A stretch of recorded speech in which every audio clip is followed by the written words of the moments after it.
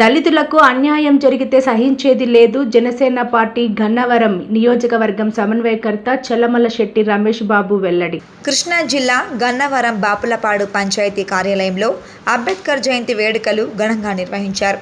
ఈ సందర్భంగా రమేష్ బాబు మాట్లాడుతూ, కొంతమంది నాయకులు ఆనాడు ఇంట్లో ఉండే దళిత మహిళను సర్పంచ్గా నిలబడాలని, తోడుగా ఉంటూ సహాయ సహకారాలు అందిస్తామని చెప్పి కోట్ల రూపాయలు ఖర్చు చేపించారని, ఆ మహిళ సర్పంచ్ గెలిచి పదవి స్వీకరించిన తర్వాత నాయకులు కొందరు రాజకీయాలు చేసి ఆమెను సర్పంచ్ కుర్చీలో కూర్చొనివ్వకుండా కుట్రలు చేస్తున్నారని ఆరోపించారు.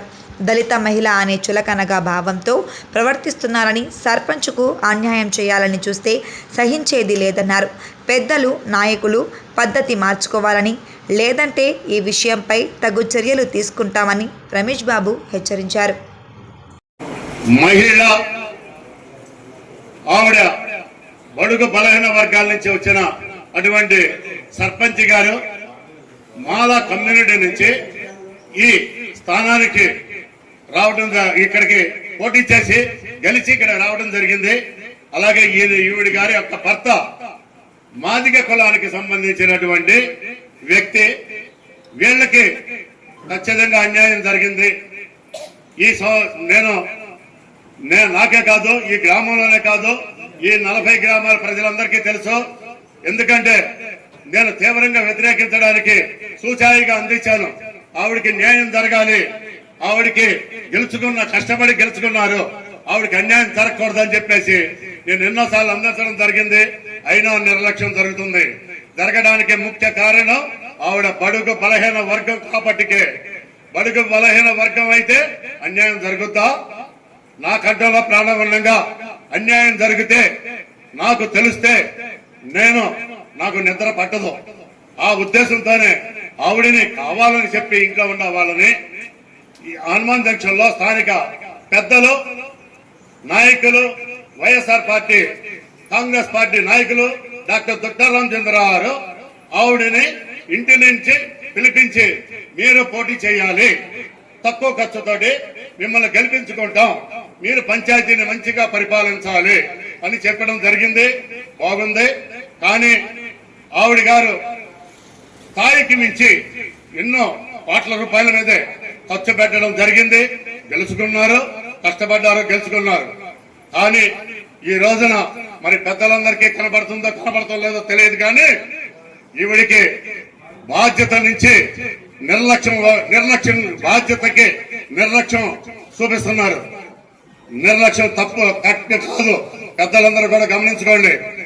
ఎవరు గెలుచుకున్నారో వాళ్ళగే ఈ పంచాయతీ సర్పంచ్ గా కూర్చొని ఆవిడ గారి పరిపాలన సాగించాలి. అటువంటిది ఇవాళ బాబు జగజ్జనరావు గారి జయంతి సందర్భంగా నేను నిర్ణయం తీసుకుని ఆవిడికి న్యాయం జరగాలనే ఉద్దేశంతో నేను ఈ రోజున ఈ కార్యక్రమాన్ని అంబేద్కర్ గారి జయంతి సందర్భంగా ఆవిడికి న్యాయం జరగాలని చెప్పి నా జనసేన పార్టీ తరఫు నుండి నేను, అలాగే గౌరవ మా యార్లగడ్డ వెంకటరావు గారు, గన్నవరం శాసనసభ్యులు యార్లగడ్డ వెంకటరావు గారి దృష్టికి కూడా నేను వీళ్ళని తీసుకెళ్లి వీళ్ళకి దగ్గర చేర్చే బాధ్యత నేను తీసుకుని, అంటే సమస్య ఉందని వారికి కూడా చెప్పాను. సమస్య పూర్తి వివరం అయితే చెప్పలేదు. ఇవాళ తీసుకెళ్లి ఈవిడ సర్పంచ్ గారికి కూడా పూర్తిగా న్యాయం జరగాలి. యార్లగడ్డ వెంకటరావు గారి నియోజకవర్గంలో సుమారుగా 100 పంచాయతీలు ఉంటాయి. ప్రతి పంచాయతీలోనూ ఎవరు గెలిచారో వాళ్ళే ఆ సీట్లో కూర్చున్నారు. కానీ ఇక్కడ అంటే ఇప్పుడు కూర్చున్న వైస్ ప్రెసిడెంట్ గురించి నాకు సమస్య కాదు. పెద్దలకి ఏమైపోయింది ఆలోచన? గ్రామ పెద్దలకి, గెలిపించిన పెద్దలకి ఆలోచన ఏమైపోయింది? ఆవిడ గారికి అన్యాయం జరుగుతుందని చెప్పి కోడైకొస్తుంటే, సమాజం మొత్తం కోడైకొస్తుంటే ఎవరు బాధ్యత తీసుకోరా? అలాగే నిమ్మకి నీరెత్తినట్టు కూర్చుంటారా? ఇది కరెక్ట్ కాదు. నేను నా కంట్రోల్లో ప్రారంభంగా బడుగు బలహీన వర్గాలకి అన్యాయం జరిగితే నేనేమైపోయినా పర్వాలేదు. 1కి 100 సార్లు చెప్తున్నా, నాకు నష్టం జరుగుతోంది. వ్యక్తిగతంగా నాకు నష్టం జరుగుతుంది. నా నష్టానికి నేను సిద్ధంగా ఉండే, నేను ఏ పదవులు ఆశించట్లా. పదవులు వస్తే నమస్కారం, రాకపోయినా నమస్కారమే. లేకపోతే రాజకీయాల్లో ఏదైనా నేను తప్పు మాట్లాడుతున్నాను అనుకుంటే వాళ్ళు ఏ నిర్ణయం తీసుకున్నా నేను కట్టుబడే ఉంటాను. అదే అన్యాయం మాత్రం నా కంఠంలో ప్రాణంగా ఈ బాపులపాడు గ్రామ పంచాయతీ పరిధిలో ఎక్కడ జరగడేమో